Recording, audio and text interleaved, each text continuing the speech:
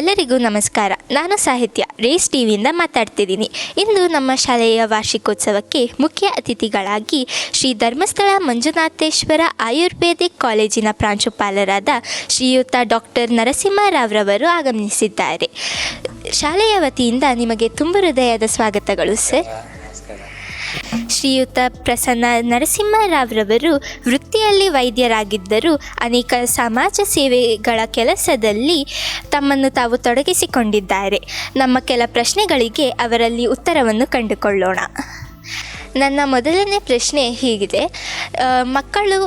ಇಂದಿನ ಮಕ್ಕಳಲ್ಲಿ ಆಹಾರ ಸೇವನೆಯ ವಿಧಾನದಿಂದಾಗಿ ಮತ್ತು ತುಂಬ ಅನೇಕ ದುಷ್ಪರಿಣಾಮಗಳಿಂದಾಗಿ ಕಲಿಕೆಯ ಮೇಲಿನ ಆಸಕ್ತಿ ಕುಂಠಿತಗೊಂಡಿದೆ. ಇದನ್ನು ಸರಿ ಮಾಡ್ಕೊಳ್ಳೋಕ್ಕೆ ಮತ್ತು ಮನಸ್ಸನ್ನು ಸರಿಯಾದ ದಾರಿಯಲ್ಲಿ ತರೋದಕ್ಕೆ ಆಯುರ್ವೇದದಲ್ಲಿ ಏನಾದರೂ ಉಪಾಯಗಳಿದೆಯಾ ಸರ್? ಖಂಡಿತ ಇದೆ. ನೋಡಿ, ಈಗ ಹಾಗೆ ನೋಡಿದರೆ ಹಿಂದಿನ ಮಕ್ಕಳಿಗಿಂತ ಈಗಿನ ಮಕ್ಕಳೇ ಚೆನ್ನಾಗಿ ಸ್ಕೂಲಲ್ಲಿ ಓದೋದು, ಅವರ ಪರ್ಫಾರ್ಮೆನ್ಸು ಚೆನ್ನಾಗಿ ಬರೋದು. ನಾವೆಲ್ಲ 60-70 ಮಾರ್ಕ್ ತೆಗಿತಿದ್ದವರು. ಈಗ ನೀವೆಲ್ಲ 99.9, 99.9 ಮತ್ತು 7 ಹಂಗೆ ತೆಗಿತೀರಿ. ದುಷ್ಪರಿಣಾಮ ಯಾವಾಗಲೂ ಬೀಳ್ತದೆ ಮಕ್ಕಳ ಮೇಲೆ. ಏನಂದರೆ, ಮಕ್ಕಳು ಏನನ್ನು ನೋಡ್ತಾರೆ, ಮಕ್ಕಳು ಏನನ್ನು ತಿಂತಾರೆ, ಅದರ ಮೇಲೆ, ಶರೀರದ ಮೇಲೆ ಹಾಗೂ ಮನಸ್ಸಿನ ಮೇಲೆ ದುಷ್ಪರಿಣಾಮಗಳು ಅಥವಾ ಪರಿಣಾಮಗಳು ಬೀಳ್ತವೆ.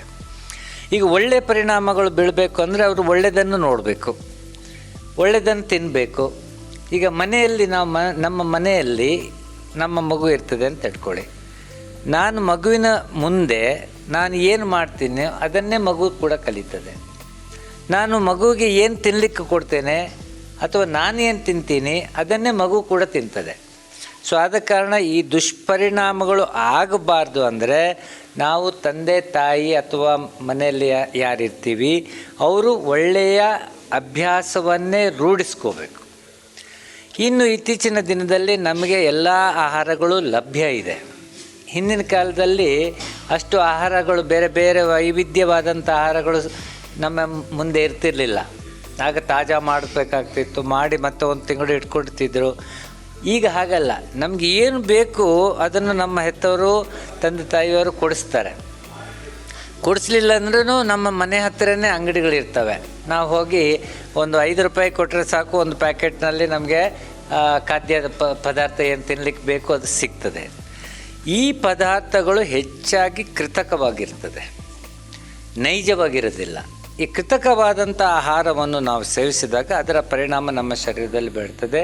ನಾವೀಗ ನೋಡ್ತೀವಿ, ಚಿಕ್ಕ ಚಿಕ್ಕ ಮಕ್ಕಳಲ್ಲಿ ಗ್ಯಾಸ್ಟ್ರೈಟಿಸ್ ಆಗ್ತದೆ, ಹೊಟ್ಟೆ ಉರಿ ಹೇಳ್ತಾರೆ, ಅನ್ನ ಸೇರೋದಿಲ್ಲ ಹೇಳ್ತಾರೆ, ನೋಡೋ ವಾಂತಿ, ಸ್ಕೂಲಿಗೆ ಹೋಗ್ಬೇಕಾದ್ರೆ ಅವ್ರಿಗೆ ಹೊಟ್ಟೆ ನೋವು ಶುರುವಾಗತ್ತೆ, ಅಂಥದ್ದೆಲ್ಲ ಇರ್ತದೆ. ಇವುಗಳಿಂದ ದೂರ ಇರಬೇಕಂದ್ರೆ ಹೆತ್ತವರು ಅದಕ್ಕೆ ಸರಿಯಾದಂಥ ವಾತಾವರಣವನ್ನು ಮನೆಯಲ್ಲಿ ಒಂದು ಕ್ರಿಯೇಟ್ ಮಾಡಬೇಕಾಗತ್ತೆ.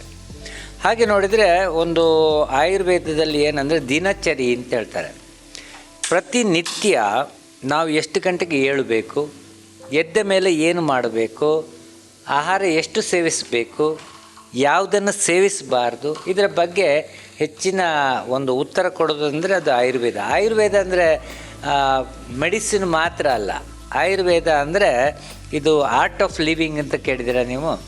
ಆರ್ಟ್ ಆಫ್ ನಾವು ಜೀವನವನ್ನು ಹೇಗೆ ಮಾಡಬೇಕು ಎಂಬುದನ್ನು ಕಲಿಸೋದೇ ಆಯುರ್ವೇದ. ಆದ ಕಾರಣ ಇದಕ್ಕೆಲ್ಲಕ್ಕೂ ಉತ್ತರ ಆಯುರ್ವೇದದಲ್ಲಿ ಇದೆ.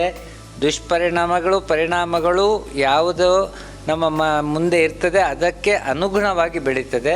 ಸೊ ಆದ ಕಾರಣ ನಮ್ಮ ಮುಂದೆ ನಮ್ಮ ಹತ್ರ ಯಾವುದು ಪೂರಕವಾದ್ದು ಅದನ್ನೇ ನಾವು ಮನೆಯಲ್ಲಿ ರೂಢಿಸ್ಕೋಬೇಕು.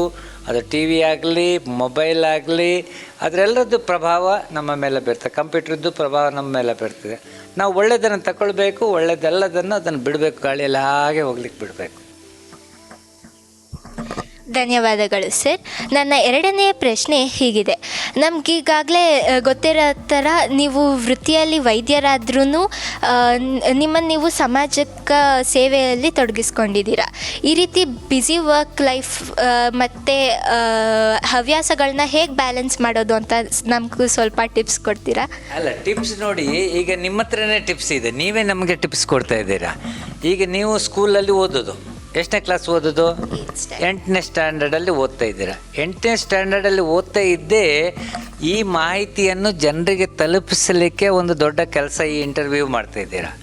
ಇದು ಕೂಡ ಒಂದು ಸಾಮಾಜಿಕವಾದಂತಹ ಸೇವೆ, ಇದು ಸಮಾಜ ಸೇವೆ.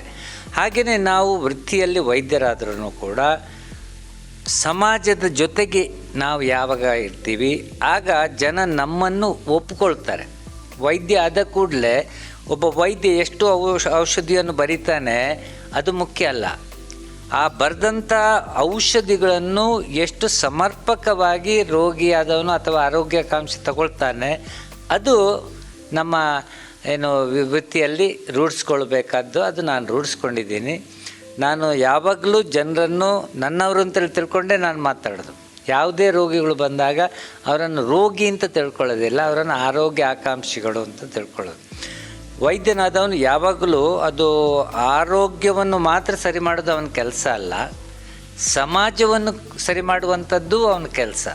ಈಗ ವಿದ್ಯಾರ್ಥಿಗಳು ಬಂದಾಗ ಅವರಲ್ಲಿ ಬೇರೆ ಬೇರೆ ಥರದ ಪ್ರಶ್ನೆಗಳಿರ್ತದೆ, ಅವರಲ್ಲಿ ಬೇರೆ ಬೇರೆ ಥರದ ಒತ್ತಡಗಳನ್ನಿರ್ತದೆ. ಆ ಒತ್ತಡದಲ್ಲಿ ಅವರ ಪ್ರಶ್ನೆಗಳೇ ಮರೆತು ಹೋಗ್ತದೆ ಅವರಿಗೆ.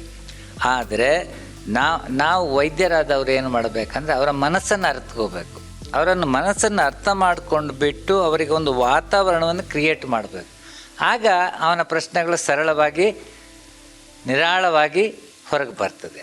ಅದೇ ರೀತಿಯಲ್ಲಿ ನಾವು ಬೇರೆ ಬೇರೆ ಕ್ಷೇತ್ರಗಳಲ್ಲಿ ನಮ್ಮನ್ನು ನಾವು ತೊಡಗಿಸ್ಕೊಂಡಾಗ ಸಮಾಜ ಅಭಿವೃದ್ಧಿ ಆಗ್ತದೆ.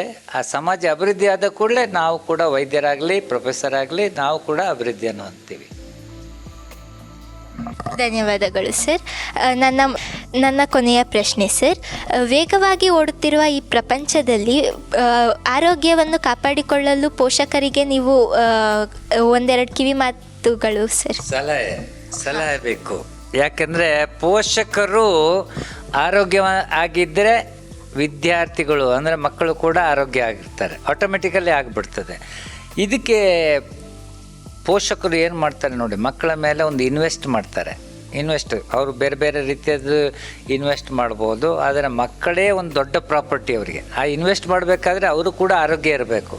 ಅವರು ಆರೋಗ್ಯ ಇರಬೇಕಂದ್ರೆ ಮುಖ್ಯವಾಗಿ ಆಹಾರ, ನಿದ್ರಾ, ಬ್ರಹ್ಮಚರ್ಯ ಅಂತ ಒಂದು ಜೀವನದಲ್ಲಿ ಒಂದು ಒಳ್ಳೆಯ ಜೀವನ ನಡೆಸಬೇಕಂದ್ರೆ ಅವನು ಉತ್ತಮವಾದಂಥ ಆಹಾರವನ್ನು, ಯಾವ ಆಹಾರ ಅಂದರೆ ಹಿತ, ಅವನಿಗೆ ಯಾವುದು ಹಿತ ಆಗ್ತದೆ ಆ ಆಹಾರವನ್ನು ಮಿತವಾಗಿ ಕಾಲಕ್ಕೆ ಸರಿಯಾಗಿ ಯಾರು ಉಣ್ತಾನೋ ಅವನು ಆರೋಗ್ಯವಂತನಾಗ್ತಾನೆ. ಹಿತಾಹಾರ ವಿಹಾರ ಸೇವಿ ಸಮೀಕ್ಷಕಾರಿ ವಿಶೇಷ ಆಸಕ್ತಃ ದಾತ ಸಮಃ ಸತ್ಯಪರಃ ಕ್ಷಮಾವಾನ್ ಆಪ್ತೋಪಸೇವಿ ಚ ಭವತ್ಯ ಅರೋಗಾಃ. ಅಂದರೆ ಈ ಆರೋಗಿಗಳು ಅಂದರೆ ನಿರೋಗಿಗಳು ಆಗಬೇಕಂದ್ರೆ ಅವನು ನಿತ್ಯವೂ ಪ್ರತಿನಿತ್ಯ ಯಾವಾಗಾದರೂ ಒಮ್ಮೆ ಒಳ್ಳೆಯ ಆಹಾರ ತಗೊಂಡ್ರೆ ಅವನು ಆರೋಗ್ಯ ಆಗ್ತದೆ ಹೇಳಲಿಕ್ಕಾಗಲ್ಲ. ಪ್ರತಿನಿತ್ಯ ಹಿತವಾದಂಥ ಆಹಾರವನ್ನು ಮಿತವಾಗಿ ಉಣ್ಣಬೇಕು. ಈ ಇಂದ್ರಿಯಗಳಿದೆ ನೋಡಿ, ನಮ್ಮ ಕಣ್ಣು, ಕಿವಿ, ಮೂಗು, ನಾಲಿಗೆ, ಚರ್ಮ, ಇದೆಲ್ಲ ಜ್ಞಾನೇಂದ್ರಿಯಗಳು. ಈ ಜ್ಞಾನೇಂದ್ರಿಯಗಳನ್ನು ಅತಿಯಾಗಿ ಬಹಳ ನೋಡೋದು ಅಂದರೆ ಟಿ ವಿ ನೋಡ್ತಾನೇ ಕೂತ್ಕೊಳ್ಳೋದು, ಮೊಬೈಲ್ ನೋಡೋದು ಅಂದರೆ ಬೆಳಗ್ಗೆ ಎತ್ಕೊಳ್ಳೋ ಮೊಬೈಲ್ ನೋಡ್ತಾನೇ ಕೂತ್ಕೊಳ್ಳೋದು, ಇದು ಕಣ್ಣಿಗೆ ಒಳ್ಳೆಯದಲ್ಲ. ಹಾಗೆಯೇ ಜಾಸ್ತಿ ಸೌಂಡ್ ಕೇಳೋದು ಅದು ಕಿವಿಗೆ ಒಳ್ಳೆಯದಲ್ಲ. ರುಚಿಯಾಗಿದೆ ಅಂತ ಜಾಸ್ತಿ ತಿನ್ನೋದು ಅದು ನಾಲಿಗೆಗೆ ಜಾಸ್ತಿ ಹಾಗೆ ಅಂಥೇಳಿ ಹೀನ ಅಂದರೆ ಅದನ್ನು ಕಡಿಮೆ ತಿನ್ನೋದು ತಪ್ಪು, ಜಾಸ್ತಿ ತಿನ್ನೋದು ತಪ್ಪು, ಸಮವಾಗಿ ಹೋಗಬೇಕು.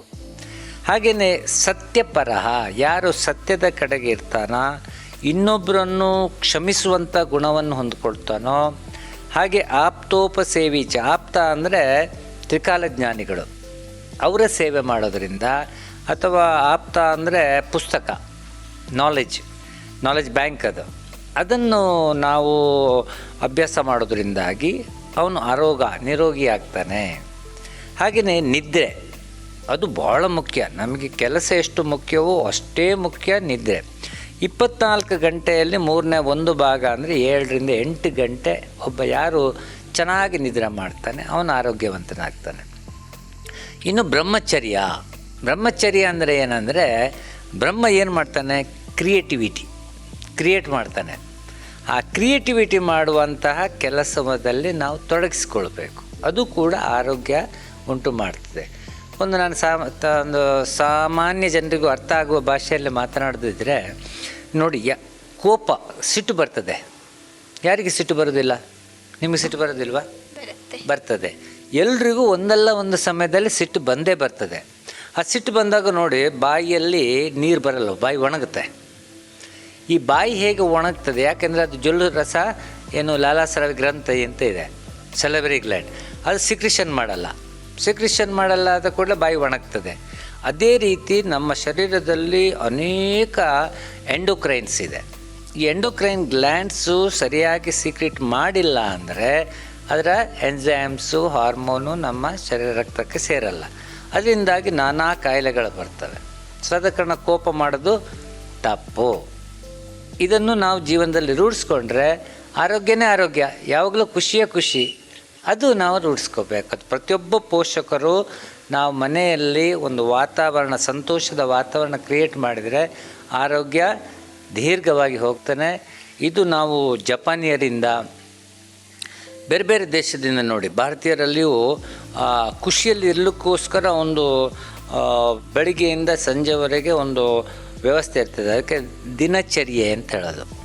ಹಾಗೆಯೇ ರಾತ್ರಿ ಚರ್ಯೆ, ಎಷ್ಟು ಗಂಟೆಗೆ ಮಲಗಬೇಕು, ಮಲಗುವ ಮೊದಲು ಏನು ತಿನ್ನಬೇಕು, ಏನು ತಿನ್ನಬಾರ್ದು.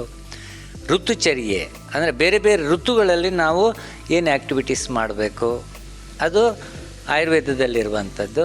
ಹಾಗೆಯೇ ಸದ್ವೃತ್ತ ಅಂತ ಹೇಳ್ತಾರೆ. ಯಾವ ವೃತ್ತಗಳನ್ನು ನಾವು ಮಾಡೋದ್ರಿಂದಾಗಿ, ಅಂದರೆ ಈ ಅರಿಷಡ್ ವೈರಿಗಳು ಅಂತಿರ್ತಾರೆ, ಅದರಿಂದ ನಾವು ದೂರ ಇರಬೇಕು. ಸೊ ಇಂಥ ಗುಣಗಳನ್ನು ನಾವು ರೂಢಿಸ್ಕೊಂಡಾಗ ಎಲ್ಲ ಪೋಷಕರು ಆರೋಗ್ಯವಂತರಾಗ್ತಾರೆ. ಪೋಷಕರ ಆರೋಗ್ಯ ಆದರೆ ನಾನು ಹಾಗೆ ಹೇಳಿದಾಗೆ ಎಲ್ಲ ಮಕ್ಕಳು ಆರೋಗ್ಯವಾಗಿರ್ತಾರೆ.